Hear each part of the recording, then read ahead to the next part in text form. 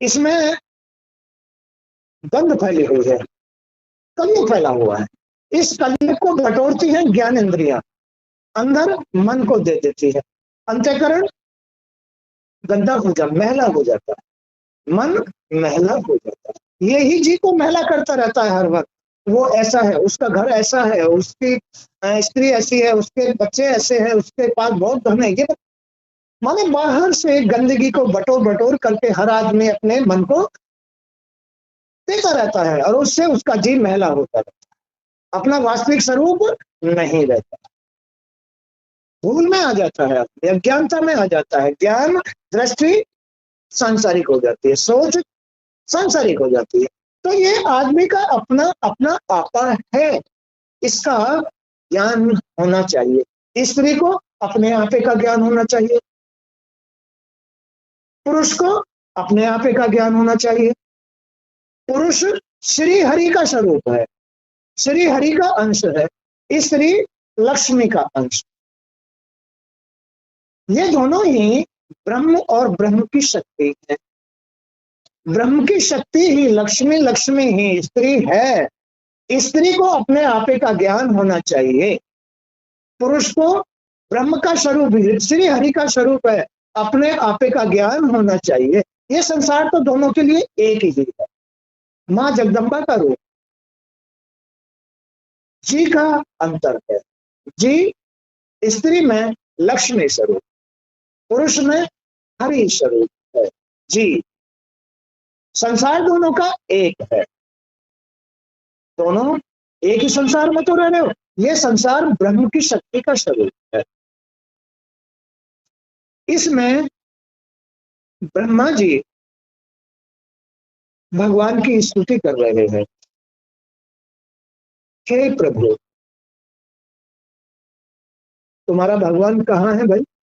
स्त्री का भगवान कहाँ है और पुरुष का भगवान कहाँ है? स्त्री के लिए जो भगवान है वो लक्ष्मी है, पुरुष के लिए जो भगवान है वो श्री हरि है। हरि ही लक्ष्मी है, तू ही ब्रह्म, तू ही शक्ति, तू ही शक्ति, तू ही ब्रह्म, दोनों एक ही तो है, एक के सिवा दूसरा कोई नहीं है। माँ लक्ष्मी उनका ही स्वरूप है, उनकी छाया है। स्त्री पुरुष की ही छाया है, स्त्री पुरुष की ही छाया है, पुरुष भी वही है। पुरुष क्या है? पुरुष है जो स्त्री के द्वारा कर्म किए जाते हैं, उसके द्वारा भाग्य बनता है। वो भाग्य ही स्त्री का, पुरुष संसार का पुरुष होता है, घर का मालिक होता है। तो ब्रह्मा जी कह रहे हैं, हे प्रभु आपने मुझ पर सृष्टि रचना का दायित्व सौंपा है, मुझ पर इस सृष्टि को रचने का दायित्व सौंपा है। कैसे रचते हैं वो? कि बस पहले तो हमें यही समझना है कि ब्रह्मा है तो, विष्णु है तो, महेश है तो, इस सृष्टि के अंदर मन ही पालन करता विष्णु है, कर्म ही सृष्टि का निर्माण करते हैं, भाग्य ही इस सृष्टि का अंत करता है। तो मन में श्री विष्णु का, कर्म में श्री ब्रह्मा का, और भाग्य में शिव शंकर का वास होता है। इसलिए मन में विष्णु को पालन करता कहते हैं, कर्म में ब्रह्मा को सृष्टि का रचयिता कहते हैं, और भाग्य में शंकर भगवान, आशुतोष भगवान को, लीलाधर भगवान को सृष्टि का अंत कहते हैं, विनाश। तो यहाँ ब्रह्मा जी भगवान की स्तुति, श्री नारायण विष्णु भगवान की स्तुति कर रहे हैं। कर्म में ब्रह्मा जी, क्योंकि ब्रह्मा जी की उत्पत्ति हर एक किसी की नाभि से होती है। कहां से होती है? हर एक किसी की नाभि से ब्रह्मा जी की उत्पत्ति होती है, कर्म की उत्पत्ति। क्योंकि ये सब, इन सब का जो सेंटर है वो है नाभि, सबका, स्त्री का भी पुरुष का भी, सबका सेंटर नाभि है, यही मन है। इसमें से ही ब्रह्मा जी की उत्पत्ति होती है। जैसा हम सामग्री इकट्ठा कर रहे हैं उसके अनुसार ही हमारा जी, मन जी को तैयार कर रहा है और इसमें से कर्म हो रहा है। तो ब्रह्मा जी स्तुति कर रहे हैं श्री विष्णु भगवान की कि हे भगवान आपने मुझ पर सृष्टि रचना का दायित्व सौंपा, किंतु आपकी कृपा के बिना मैं इसे करने में असमर्थ होकर आपकी शरण में आया। मैं आपके बगैर इस सृष्टि की रचना नहीं कर सकता। जब तक श्री हरि विष्णु भगवान आपकी कृपा मुझ पर नहीं होगी, जब तक आप इन ज्ञानेंद्रिय कर्मेंद्रियों को कंट्रोल करके, माने इन सबको साधना में, तप में लगा करके मेरी उत्पत्ति नहीं करोगे,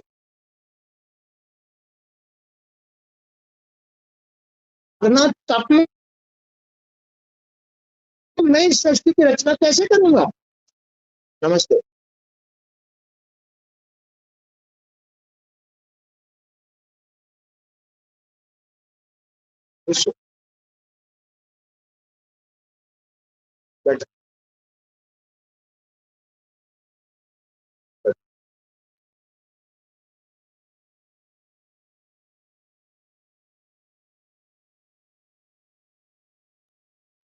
मतलब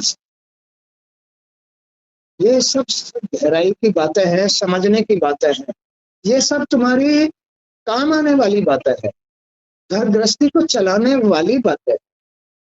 अगर तुम लोगों ने इन बातों को ध्यान से अपने दिमाग में बैठा लिया, अपने आपे का ज्ञान प्राप्त कर लिया, गृहस्थी चलाने में कोई आपत्ति नहीं आई। क्योंकि इस गृहस्थी को, इस सृष्टि को चलाने वाले तो प्रभु हैं। स्त्री के अंदर भी सत, पुरुष के अंदर भी सत। क्या स्त्री ही पतिव्रता नारी होती है, या पुरुष को भी स्त्री व्रता होना चाहिए? स्त्री जैसे पतिव्रता होती है, ऐसे ही पुरुष को भी तो स्त्री व्रता होना चाहिए। बोलो, होना चाहिए नहीं होना चाहिए? या स्त्री को ही गृहस्थी को चलाने का दायित्व सौंपा गया है? नहीं, पुरुष को भी सौंपा गया है, दोनों को ही तो सौंपा गया है। दोनों को सत धारण करना चाहिए। एक सेकंड इसको खोल लो।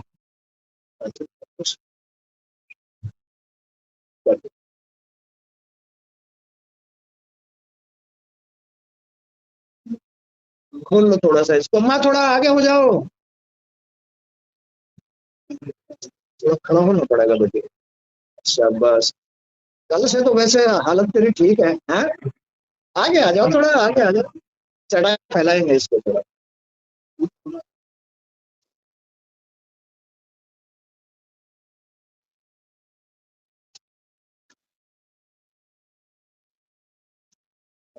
बैठ जाओ, बैठ जाओ, बैठ जाओ, बैठ जाओ। चलो कोई बात नहीं, बैठ जाओ। अच्छा, मोड़ लो इसको पीछे से।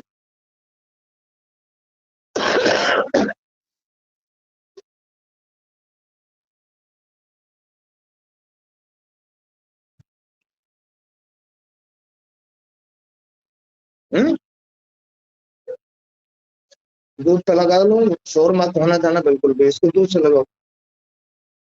तो मैं अभी ये बात समझा रहा था, क्या स्त्री को ही पतिव्रता होना चाहिए, या पुरुष को भी स्त्री व्रता होना चाहिए? क्या पुरुष को अनेक स्त्रियों से प्रेम करना चाहिए? क्या स्त्री को अनेक पुरुषों से प्रेम करना चाहिए? क्या स्त्री का एक पति होता है, या अनेक होते हैं? या पुरुष की एक स्त्री होती है, या अनेक स्त्री होती है? यहाँ कोई नहीं आएगा। दोनों के एक पति और एक ही स्त्री होती है। यही पतिव्रता या स्त्रीव्रता रूप होता है। इससे बाहर स्त्री अगर जाती है या पुरुष जाता है तो वो चरित्रहीन होता है। स्त्री उल्टा होती है और पुरुष चरित्रहीन होता है, दुष्ट होता है। क्या स्त्री दुष्ट आदमी को अपना पति मानेगी? या पुरुष स्त्री को अगर वो उल्टा हो जाए तो क्या उसे अपनी स्त्री मानेगा? जवाब दो। अगर स्त्री चरित्रहीन हो जाए, एक से अधिक पतियां धारण करके रखती है, तो क्या पति उसको अपने घर में रखेगा? नहीं रखेगा।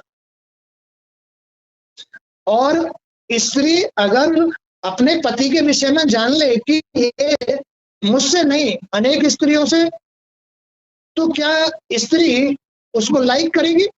नहीं करेगी। इसका कारण क्या है? इसका कारण है दोनों में एक ही ईश्वर का वास, एक ही सत्य का वास। सत्य, एक सत्य ही इस पूरी सृष्टि को चला रहा है, गृहस्थी को चला रहा है, संसार में सत्य है तो घर चलेगा, और दोनों में सत्य नहीं है तो घर नहीं चलेगा। किसी का भी सत्य बिगड़ जाए दूषित कर्म से, चाहे स्त्री घर को बिगाड़ दे, दूषित कर्म से चाहे पुरुष अपने घर को बिगाड़ दे, घर बिगड़ जाएगा। दोनों में घर को चलाने के लिए सत्य की जरूरत होती है। घर को चलाने के लिए दोनों में सत्य की जरूरत होती है। अब ये सत्य असत्य कैसे बिगड़ता है, स्त्री या पुरुष से कैसे बिगड़ता है? ज्ञानेंद्रियों से, देखकर, सुनकर, सूंघकर, खाकर, चखकर या स्पर्श में आकर।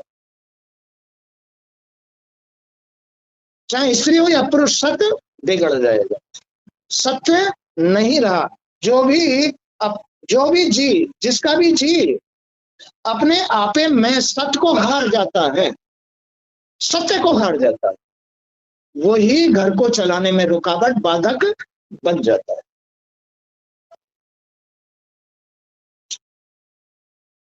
घर चलाने में बाधक बन जाता है, चाहे पुरुष हो चाहे स्त्री हो, क्योंकि वो ब्रह्म तो सत्य है, वो ब्रह्म की शक्ति तो सत्य है, जो इस सृष्टि को चला रहा है वो तो सत्य है। अब इसके अंदर असत्य, ये असत्य है। तुम लोगों का जो एक अग्नि को साक्षी करके, समाज को साक्षी करके, माँ बाप को साक्षी करके जो अग्नि के चारों तरफ फेरे हुए थे, वो उसमें क्या हुआ था? तुमने इनको धमका दो, कोई भी नहीं आएगा, इसे खेलने दो, जाओ वहां से। अग्नि को साक्षी करके जब तुम लोगों ने, एक पति पत्नी ने एक आने के लिए संकल्प लिया था, तब यही तो कहा था कि मैं तुम्हारा पति हूं, तुम्हारी हर बात को समझूंगा, तुम्हारे सिवा कहीं बाहर नहीं जाऊंगा, ये वचन देता हूं। स्त्री भी ये वचन निभा कहती है कि मैं भी आपकी अर्धांगिनी हूं, आप मेरे पति हो, और मैं आपसे बाहर कभी भी किसी का चिंतन नहीं करूंगी, मनन नहीं करूंगी। मनन करना, चिंतन करना, यही सबको हार जाना है। माने कि बुरा चिंतन करना, बुरा मनन करना, सबको हार जाना। इसलिए अपने मन को, अपने ज्ञानेंद्रियों को साध के रखना ही सत्य की उपस्थिति है। कभी ना स्त्री को सोचना चाहिए ना पुरुष को सोचना चाहिए, नहीं तो सत्य चला जाएगा। और जिसका सत्य चला है कि इसी के अंदर स्त्री लक्ष्मी स्वरूप जो जी है, लक्ष्मी स्वरूप जी पतिव्रता स्त्री का होता है। पतिव्रता स्त्री का जी लक्ष्मी स्वरूप होता है, और जो पतिव्रता नहीं है, ये पहचान है, उसका जी लक्ष्मी स्वरूप नहीं होगा, भटकी हुई होती है वो स्त्री। वो भगवान का अर्थ नहीं समझेगी, वो अपनी घर गृहस्थी का अर्थ नहीं समझेगी, वो स्वार्थ में, चरित्रहीनता में ही रहती है, अपना जीवन गुजारती है। ये गोलमोल संसार है। गोलमोल संसार का अर्थ है अज्ञानता में संसार चल रहा है, अज्ञानता में चल रहा है, भूल में चल रहा है, किसी को ज्ञान नहीं है। इसीलिए किसी की कोई गति होती है, इसलिए किसी की कोई गति होती है, किसी की कोई गति होती है, और कोई कैसे ही जीता है, कोई कैसे ही जीता है। इसलिए ये अज्ञानी भूल में संसार, पूरा कलयुगी संसार है, झूठा संसार।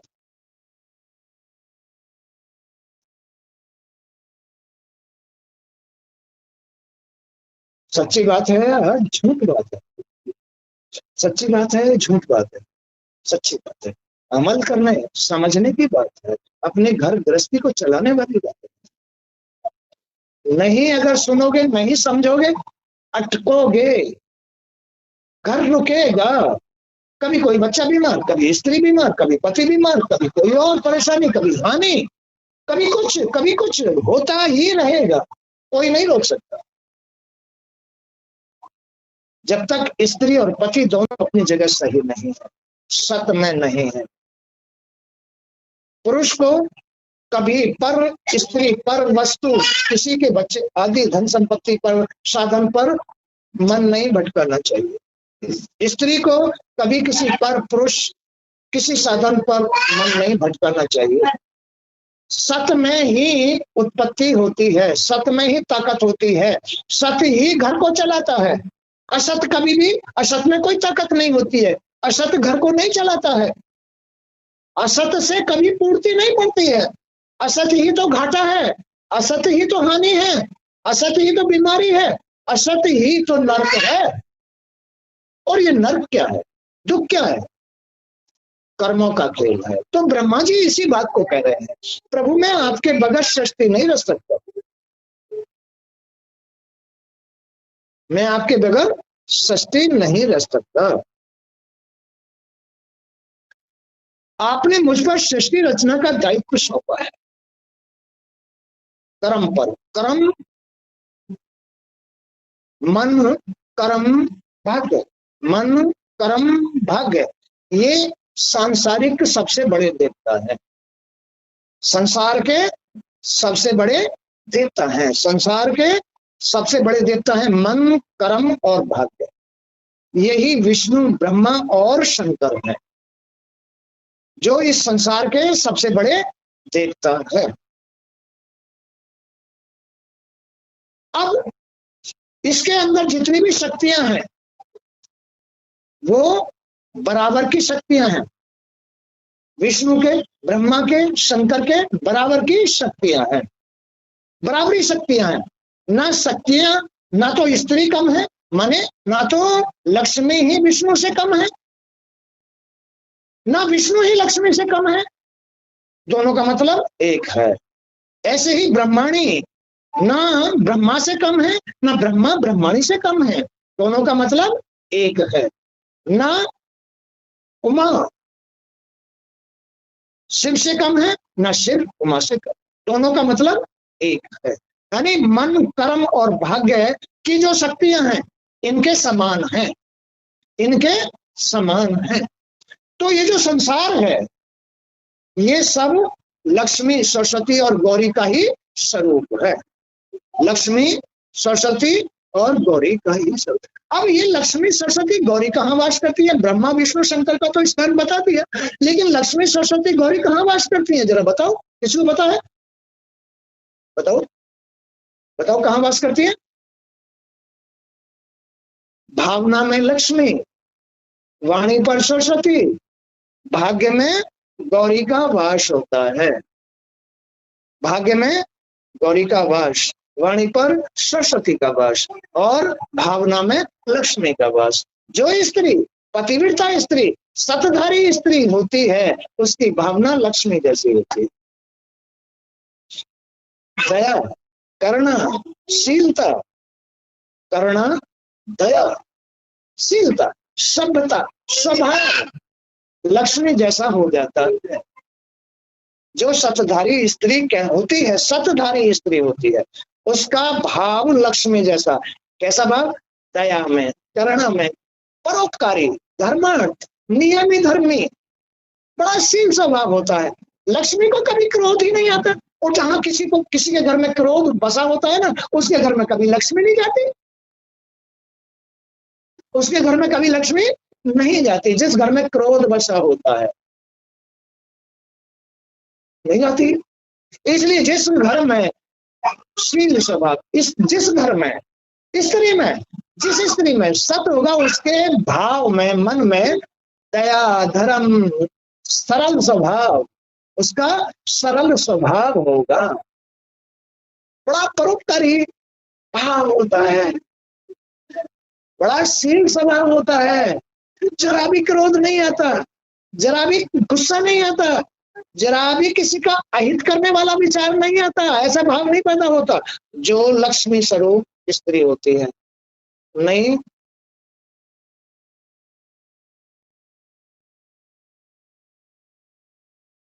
जो छलिया स्त्री या छलिया पुरुष, छल माने कि दिखावे में तो मैं तेरा पति हूं या तेरी पत्नी, दिखावे में तो, असलियत में कुछ और होता है। स्त्री या पुरुष असलियत में कुछ और होती है, दिखावे में कुछ और होती है, और असलियत में कुछ और होती है। दिखावे में तो मैं तेरी पति हूँ, तेरा तेरा पति हूँ या तेरी पत्नी हूँ, दिखावे में तो ये है, लेकिन उसका अंतःकरण कुछ और होता है। वो पति दुष्ट होता है, वो पत्नी उल्टा होती है। इसलिए स्त्री को अपने आपे को समझ करके खुद को संभालना चाहिए, और पुरुष को भी अपने आपे को समझ करके अपने आप को संभाल लेना चाहिए, तब गृहस्थी चलती है। बोलो बात सही है गलत? तब गृहस्थी चलती है। एक में भी अंतर रहा तो उसी के अनुसार सृष्टि गृहस्थी बिगड़ती रहेगी, चाहे स्त्री चाहे पुरुष। सत्य का अर्थ ही ये है, सत्य का अर्थ ही ये है, अपने अपने घर के विषय में सोचना। पुरुष को अपने घर के विषय में, स्त्री को अपने घर के विषय में सोचना चाहिए, नहीं तो उल्टा है, नहीं तो दुष्ट है। ये स्त्री की पहचान है, ये पुरुष की पहचान, ये उसके घर गृहस्थी की पहचान है, ये उसके कर्मों की पहचान। बताओ, अगर एक भी बात गलत है तो अभी मुझे बताओ भाई, गलत है क्या? सत्य बात है, गुस्सा मत करना, मैं तो सत्य बोलता हूँ, सच्ची बात कहता हूँ, गुस्सा कोई मत करना, सुधार करना। सुधार करने में तुम्हें लाभ होगा, तुम्हारा जीवन सफल होगा, और तुम श्री हरि की बन जाओगे, श्री हरि की बन जाओगे। तुम्हारा पति, तुम्हारा भाग्य श्री हरि बन जाएगा, उसकी बन जाओगे, तुम्हारा घर श्री हरि का बन जाएगा, अन्यथा नहीं।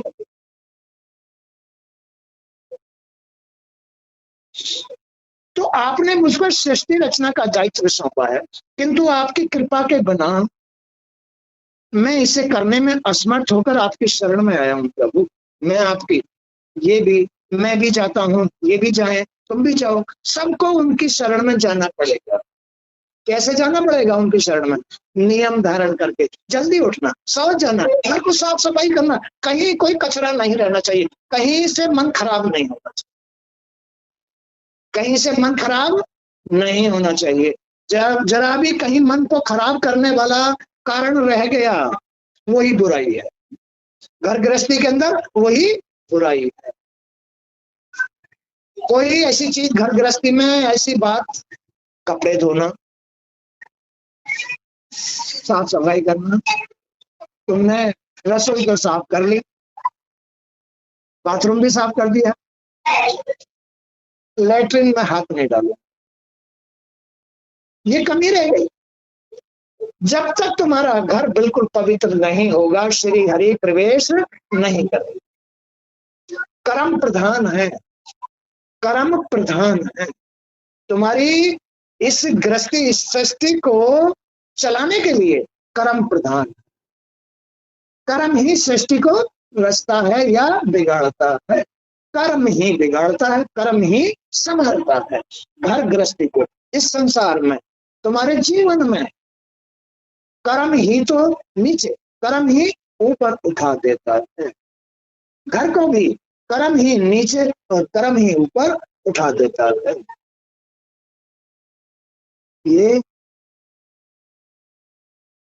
पतिव्रता नारियों के लक्षण, पतिव्रता नारियों के।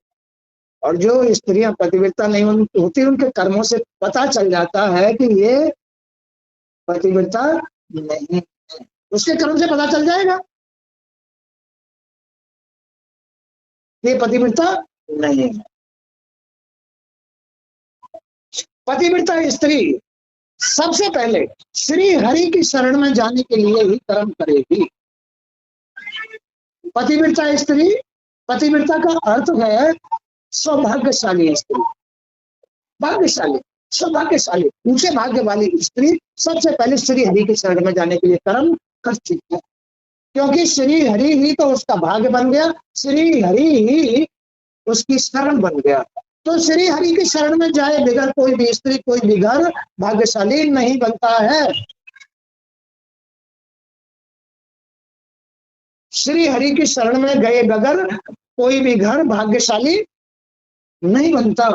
बगैर भगवान की शरण में जाए उसका भाग्य, घर का भाग्य ऊपर नहीं उठता, उसका भाग्य सुख देने वाला नहीं बनता, उस घर का, उस स्त्री का भाग्य ऊंचा नहीं उठेगा, उसका भाग्य साथ नहीं देगा, उसका भाग्य गिर जाएगा उस स्त्री का। जो स्त्री उठते ही भगवान की शरण में जाने के लिए ये सब कर्म नहीं करती है। शौच जाना, स्नान करना, साफ सफाई, गंदे कपड़े, बाथरूम और लेटरिन बाथरूम साफ, बर्तन साफ, रसोई साफ, अपने शरीर का आंख साफ, कान साफ, नाक साफ, गला, पुरुष, गुदा आदि सब को साफ करेगी, तब उसका ये अपना आपा श्री हरि की शरण में जाने के लायक बनेगा।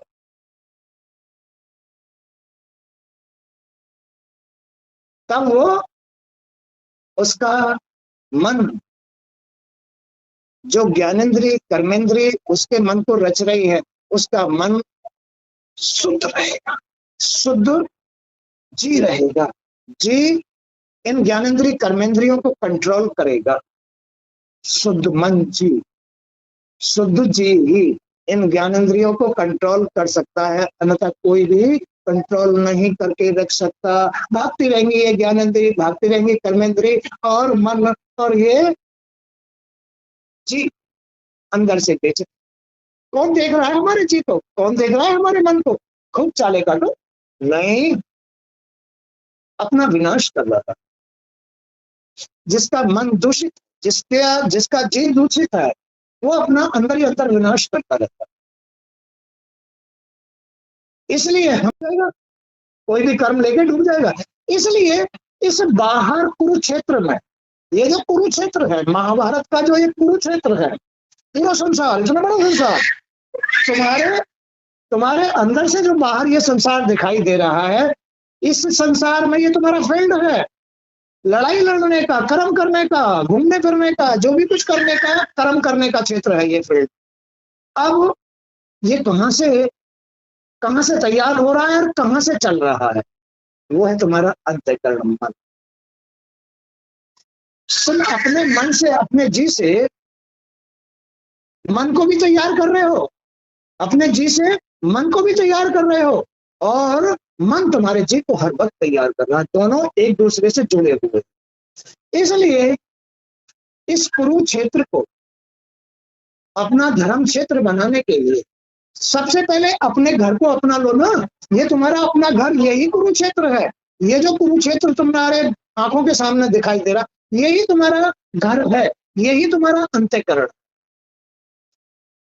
अपने घर से अपने अंतःकरण को शुद्ध कर लो, अपने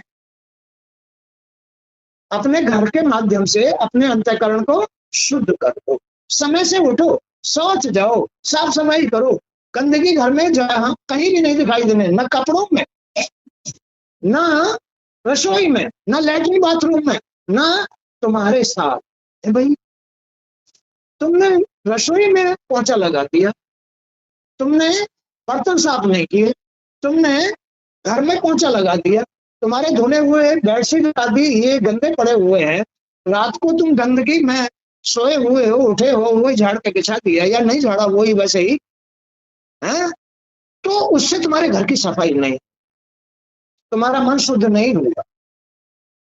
अगर तुम्हारे मन में गंदगी है तो गंदगी ही भाएगी, अगर तुम्हारे मन में गंदगी है तो गंदगी ही भाएगी। पर आराम से चलो, देखा जाएगा, वो मन की गंदगी होती है। मन साफ है तो जरा भी सहन नहीं कर सकती गंदगी। गंदगी, साफ मन गंदगी को जरा सहन नहीं कर सकता। अगर बेडशीट थोड़ी सी भी गंदी हो गई है, 2 दिन या 3 दिन चल गई है, उठा के बाथरूम में डाल देगा, पानी निकालो, साबुन लगाओ, सुखाओ। या बर्तन डेली तुम रात को खाते हो, वो कभी भी रात को झूठे बर्तन नहीं छोड़ेगा। सुबह भी उठेगा तो रसोई के साथ साथ बर्तन फिर पानी में निकाल के पोंछ के रखेगा। वो शुद्ध मन की पहचान है, शुद्ध मन। तो तुम्हारे कान तुम्हारा अंतःकरण आ रहा है, जैसा अंतःकरण है वैसा ही तुम्हारा घर चल रहा है, वैसा ही तुम्हारा घर चल रहा है। घर में चलाने वाले अंदर जी हैं, स्त्री का जी, बच्चों का जी, पुरुष का जी, किसी का भी जी ही घर को चला रहा है। अब जी जिन जिनके गंदे हैं या सही हैं उसको देखना है, किसका जी गंदा है उसको संभाल लेना चाहिए, वही रुकावट है। तो किंतु आपकी कृपा के बिना मैं इसे करने में असमर्थ होकर आपकी शरण आया हूँ। हे विश्व का कल्याण करने वाले प्रभु, बैठ जाओ बैठ जाओ जाओ। हे विश्व का कल्याण करने वाले, सुन लो सुन लो, हे विश्व का कल्याण करने वाले प्रभु, विश्व का, ये पूरा विश्व है, ये पूरा विश्व है। इस विश्व का कल्याण करने वाले श्री हरि जो कण कण में वास करते हैं, सत्यनारायण, मैं आपका उपासक हूँ। मैं आपके लिए डेली जल्दी उठता हूँ, सो जाता हूँ, स्नान करता हूँ, धूप करता हूँ, आपको स्नान कराता हूँ, आपको फूल चढ़ाता हूँ, आपको भोग लगाता हूँ, आपका उपासक हूँ, आपको धारण करने वाला हूँ। आपने मुझे अपनी छवि के दर्शन देकर मुझ पर बड़ा उपकार किया है। एक बार इनकी छवि मन को मिल जाए, एक बार इस सत की छवि मिलती नहीं है, मिल जाए तो मन फिर उस छवि को विसारेगा नहीं, उसी में चलेगा, वैसा ही रखेगा। आपने मुझे अपनी छवि के दर्शन देकर मुझ पर बड़ा उपकार किया है। आप भक्तजनों के हृदय कमल, आप भक्तजनों के हृदय कमल से कभी दूर नहीं होते। भक्तों के हृदय से जो इस प्रकार अपने मन और जी को बना के रखते हैं वो भगवान के भक्त होते हैं। जो श्री हरि का साथ लेकर के भगवान की शरण में रहते हैं या उनका साथ लेकर के अपनी गृहस्थी में चलते हैं, भगवान उनके घर से कभी दूर नहीं होते हैं, उनके हृदय कमल पर बैठे मिलते हैं, उनके अंतःकरण में वास करते हैं, हर कर्म में वास करते हैं। प्रभु आप भक्तजनों के हृदय कमल से कभी दूर नहीं होते, क्योंकि वे अपनी प्रेमा भक्ति की डोर से आपके चरणों को बांध लेते हैं, नहीं जाने देंगे। जैसे माँ यशोदा श्री कृष्ण को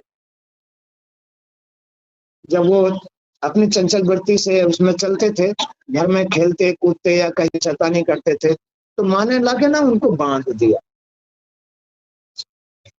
कैसे बांध दिया? प्रेम में बांध दिया। वो प्रेम की रस्सी थी। नहीं बेटे, नहीं, ऐसे मत करो। बाहर किसी को नहीं सताना चाहिए, बाहर किसी को ऐसी सतानी नहीं करनी चाहिए। यशोदा के अंदर तो श्री हरि भक्ति थी, तभी तो भगवान ने उसके घर में जन्म ले लिया। देवकी के घर में या यशोदा के घर में भगवान कैसे गए? उनकी प्रेम भक्ति दोस्त बंधे हुए थे। भगवान बंधे हुए थे। तो जहां जिसके हृदय में भगवान के प्रेम भक्ति होती है, भगवान वहीं मिलते हैं।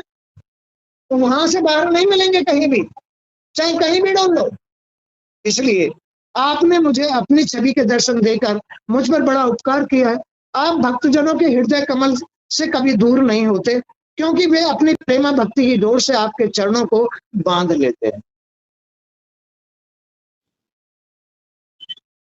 जब तक जीव आपके चरण कमलों का आश्रय नहीं लेता, जब तक जीव आपके नियम धर्मों का आश्रय नहीं लेता, तभी तक उसे सांसारिक मोह, भय, शोक, टेंशन, चिंता सताती रहती है। जी को, चाहे स्त्री का जी हो या पुरुष का। कब सताती है? जब तक स्त्री और पुरुष भगवान के इसका रिजल्ट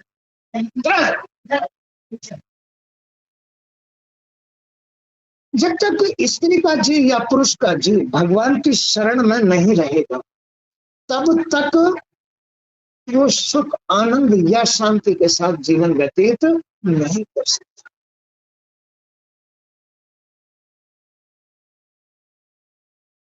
जब तक उसके कर्मों में, जब तक उसके जीवन में, जब तक उसके सुबह मुहूर्त, ब्रह्म मुहूर्त में या शाम को भगवान के लिए भाव नहीं है, उनकी उपासना करना, उनका आदर सत्कार करना, उनको समझना, उनमें ही तो ये सारी शक्ति है।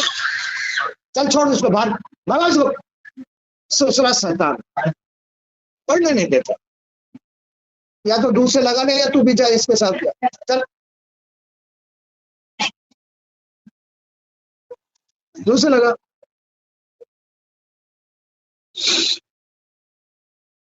तो जब तक जीव आपके चरण कमलों का आश्रय नहीं लेता, तभी तक उसे सांसारिक मोह, मोह जिसमें बंधा पड़ा है, भय अंदर जीव में, सोच में भय चढ़ जाता है। क्या हो रहा है? कोरोना आ गया, घर में ही रहो। आदमी को जो मारने वाला है वो उसके कर्मों से पैदा होता के भय मारता है, भय, भय से मरता है। तो जब तक जीव आपके चरण कमलों का आश्रय नहीं लेता, आपके नियमों का आश्रय नहीं लेता, धर्म का आश्रय नहीं लेता, तभी तक उसे सांसारिक मोह, जन्म मरण, भय, शोक, चिंता, टेंशन सताती रहती है। तुम कहीं मत जाओ, किसी मंदिर में मत जाओ, सबसे बड़ा मंदिर तुम्हारे अंदर, तुम्हारे घर में है, वो है मन। तुम अपने मन को शुद्ध रखो। तुमने कहीं किसी मंदिर में जाकर के मंदिर की सेवा नहीं की, तो वहां जाने से क्या फायदा हुआ? कोई फायदा हुआ जाने से? ना वहां झाड़ू लगाई, ना वहां कोई साफ सफाई की, ना वहां कोई तुम्हें सेवा करने का कोई ध्यान है, ना ज्ञान है, ना कुछ। मंदिर में चले गए, गए हाथ जोड़ गए, चले आए, क्या तुम्हारी हाथ जोड़ने की विनती को स्वीकार कर लिया भगवान ने? नहीं। जब तक तुम्हारा मन स्वीकार नहीं करेगा, तब तक वो उसमें बैठा हुआ भगवान भी स्वीकार नहीं। सबसे बड़ा मंदिर है अपने अंदर मन। तुम्हारा मन अंदर पवित्र है, तुम्हारी ज्ञानेन्द्रीय कर्मेंद्रीय बिल्कुल शुद्ध है, तो तुम्हारा मन शुद्ध है, तो तुम्हें घर बैठे ही भगवान मिलेगा। नहीं तो मंदिर में जाने से भी कोई फायदा, लाभ नहीं होगा। एक स्त्री पुरुष रोज मंदिर जाते हैं, ठीक है, अच्छी बात। और एक स्त्री पुरुष के बीच में जो दाम्पत्य एक संबंध है, अभी पीछे ऐसा किया, विषय में आ गई वो, भोग में आ गई वो, और सुबह मंदिर जाते हैं, तो मन से, बुद्धि से, सोच से दूषित होते हैं। 2 दिन, 2 दिन इस अवस्था से 2 दिन तक शुद्ध नहीं होते हैं। न मन शुद्ध होता, न बुद्धि शुद्ध होती, न सोच शुद्ध होती, और मंदिर चले गए। कोई अर्थ नहीं है उसका। जब तक तुम्हारा मन, बुद्धि, सोच शुद्ध नहीं है, तब तक तुम्हारे मंदिर जाने का कोई अर्थ ही नहीं है। तुम अपने मन को घर ही शुद्ध रखो, तो वही बड़ा विशाल देवी माँ का, भगवान भोलेनाथ का, सबका मंदिर तुम्हारा मन है। घर बैठे ही सारे देवता मिल जाएंगे, भगवान की सेवा हो जाएगी। मन चंगा तो खटोटी में गंगा, मन चंगा तो खटोटी में गंगा। नहीं तो मन खराब है, दूषित है, तो कुछ नहीं मिलेगा। इसलिए मन का खेल है। वे नहीं जान पाते कि मैं और मेरेपन का भाव ही उनके दुख का एकमात्र कारण है। स्त्री पुरुष गृहस्थी में, संसार में जो अज्ञानी पुरुष हैं, ये नहीं समझ पाते हैं इस बात को कि आदमी के अंदर ये मैं कहां से आ रही है। मन की अशुद्धि ही मैं है। मन में अशुद्धि, ज्ञानेंद्रियों से कर्मेंद्रियों से जो अशुद्धि मन में इकट्ठी हो रही है, यही मैं है, यही भूल है, यही अज्ञानता है, यही मोह है, यही भय, दुख, शोक, हानि, चिंता, टेंशन या इच्छा पूरी ना होना, यही कारण, यही कारण है सांसारिक पुरुषों का, इच्छा पूरी नहीं होती, कष्ट, ये भूल में उसका मन मोहग्रस्त है, भगवान की शरण में नहीं है। जब तक उसका मन भगवान की शरण में नहीं जाएगा, भगवान उसकी मदद कैसे करेंगे। तो यहाँ वही बात समझाई गई है, वे नहीं जान पाते कि मैं और मेरेपन का भाव ही उनके दुख का एकमात्र कारण है। इससे इच्छा पूरी नहीं हो रही है, इससे ही रोग आते हैं, इससे ही टेंशन होती है, इससे ही नरक बनता है, बार बार जन्म मरण होता है, मैं से, भूल से, बगैर भगवान की शरण लिए हुए ही उसको ये सारे कष्ट भोगने को मिल रहे हैं। जो लोग अमंगलों को दूर करने वाले, जो लोग अमंगलों को दूर करने वाले आपके श्रवण कीर्तन में मन नहीं लगाते, इंद्रिय सुख के मोह में लिप्त रहते हैं, इंद्रियों के सुख में ही लिप्त रहते हैं, वे बुद्धिहीन लोग भाग्य के मारे ही कहलाते हैं। भाग्य के मारे, भाग्य न्यून हो जाता है, गिर जाता है, उसके मारे ही कहलाते हैं। भाग्य के मारे कहलाते हैं जो भगवान की शरण नहीं लेते, जो भगवान की लीलाओं को नहीं सुनते, जो भागवत आकर नहीं सुनते, जिनको भागवत सुनने में आनंद नहीं आता, जिनको भागवत सुनने का मन नहीं बनता, ऐसे तो भाग्य के मारे कहलाते हैं। इसलिए भागवत, भगवान एक ही रूप है, भागवत सुनो, भगवान की शरण में रहो, इससे अमंगल छूट जाते हैं, पाप दूर हो जाते हैं, इससे श्री हरि की प्राप्ति हो जाती है, तुम्हारा भय, शोक, चिंता, अनिच्छा, ये सब कुछ खत्म हो जाती है, मैं खत्म हो जाती है, और तुम्हें जीते जी ही आनंद, सुख, शांति, सौभाग्य और मोक्ष की प्राप्ति हो जाती है। यह है शुद्ध जीवन, गृहस्थी के अंदर शुद्ध जीवन, नियम धर्म के साथ जीवन।